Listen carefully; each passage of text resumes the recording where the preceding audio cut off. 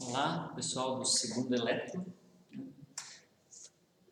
Da aula 1 de eletricidade 2 que eu passei para vocês, os dois conceitos fundamentais que vocês precisam entender e aprender a calcular são força elétrica e o campo elétrico em um ponto do espaço. Para entendermos o que é força elétrica, nós primeiro temos que comentar sobre o significado de carga elétrica. Então, sempre nós temos que começar uma aula introdutória de eletricidade, lembrando que a matéria é formada por átomos e os átomos são compostos por três partículas principais, né? No núcleo do átomo nós temos os prótons e os elétrons, os prótons e os nêutrons, perdão. Os prótons têm essa propriedade de carga elétrica do tipo positiva. Os nêutrons que estão no núcleo têm carga nula, não tem carga, e os elétrons que estão girando em torno do núcleo têm carga negativa, certo? Mas isso vocês já sabem, tá? Então, e também vocês já sabem que cargas de sinais iguais se repelem e cargas de sinais opostos se atraem. Então, se eu tenho uma carga positiva e outra carga positiva, eu colocá-las próximas uma da outra, elas vão se repelir. Se eu tenho uma carga negativa e uma carga negativa, e eu colocá-las próximas uma da outra, elas vão se repelir. Mas, se eu tenho uma carga positiva e uma negativa, elas vão se atrair, né? Os opostos se atraem, os iguais se repelem.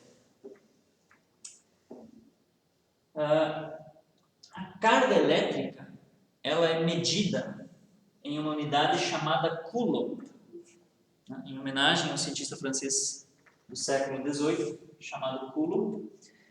E o valor fundamental da carga elétrica é o valor da carga elétrica de um próton ou de um elétron, que tem o mesmo valor de carga, né? E essa carga fundamental, que nós chamamos de E, ela é igual a 1,6 vezes 10 na menos 19 coulombs. Tá? Essa é a carga elétrica fundamental. Um elétron tem uma carga elétrica de 1,6 vezes 10 na menos 19 coulombs. Um próton tem o mesmo valor de carga. A única diferença é que o sinal da carga para o próton é positivo e o sinal da carga para o elétron é negativo.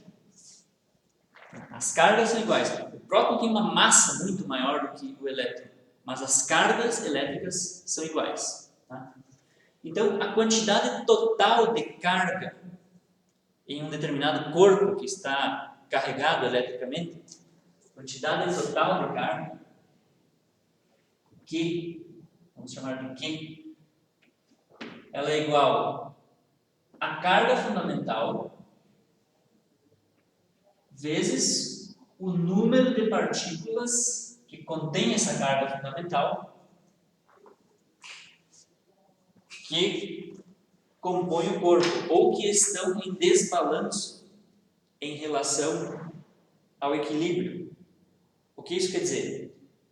Se eu tenho qualquer corpo, obviamente esse corpo tem muitos prótons e muitos elétrons, né? Qualquer corpo macroscópico tem muitos átomos e, como tem muitos átomos, tem muitos mais prótons e elétrons. A questão é que normalmente um corpo não está eletrizado, não está carregado eletricamente, porque ele tem um número igual de prótons e elétrons. Então, o conjunto total de prótons se equilibra com o conjunto total de elétrons, porque os sinais das cargas são opostos, né? Todos os prótons positivos equilibram eletricamente todos os elétrons negativos. Acontece que eu posso ter um desbalanço, e normalmente esse desbalanço se dá pela falta ou pelo excesso de elétrons no corpo. Nós não conseguimos variar o número de prótons, a não ser em experimentos nucleares, né? Que a gente consegue acessar o núcleo lá do átomo. Os elétrons que estão girando ao redor do núcleo são muito mais fáceis de serem acessados. Então, normalmente, quando a gente está falando, na maioria dos casos de eletrização no cotidiano, o que acontece é que se retirou ou se forneceu um certo número de elétrons para o corpo que está eletrizado. Tá?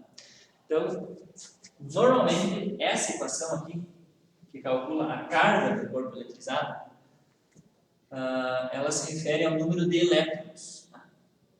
Que está faltando ou que está sobrando.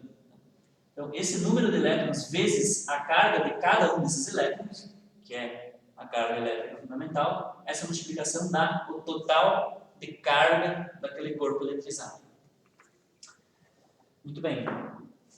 Mas, nós precisamos descobrir um método, na verdade, já foi descoberto, mas só vou apresentar aqui, um método de como se calcular a intensidade da interação entre cargas, né? Eu disse que se eu colocar duas cargas positivas ou duas cargas negativas próximas, elas vão se repelir porque o sinal da carga delas é igual. Mas qual é a intensidade dessa repulsão? Tem que ter uma forma de calcular. E a forma de calcular a intensidade da força elétrica que surge na interação entre cargas elétricas é através da famosa lei de Coulomb. Tá? Então, a lei de Coulomb diz que a força elétrica que surge entre duas cargas elétricas em interação é igual a uma determinada constante K que multiplica a carga 1 vezes a carga 2, tudo isso sobre a distância que as separa ao quadrado. Certo? Essa constante K, que é chamada constante eletrostática, nós vamos adotar um valor padrão para ela, que é 9 vezes 10 na 9. Na verdade, ela depende do meio em que estão inseridas as cargas. Essa aqui é a constante eletrostática para o vácuo. Mas em todos os cálculos que nós vamos efetuar, nós vamos pressupor que as cargas estão no vácuo. Elas não estão imersas em um meio que poderia ter uma constante eletrostática diferente. Nós vamos assumir como constante esse valor de K. Aí nós temos que multiplicar as cargas, né? Eu tenho que saber o valor das cargas, né? Das duas cargas que estão em interação, e eu tenho que saber a distância entre elas, né? Porque, obviamente, quanto maior a distância entre elas, menor é a força de interação, por isso que a distância está aqui embaixo. E essa distância é elevada ao quadrado. Então, usando essa fórmula aqui, que é a famosa lei de Coulomb, nós conseguimos calcular a força de interação entre as cargas. E essa força, obviamente, vai ter como unidade o Newton. Força, unidade de força no SI é sempre Newton, não importa o tipo de força do qual estamos falando. Força elétrica, força gravitacional. Se é força, a unidade é Newton. Tá?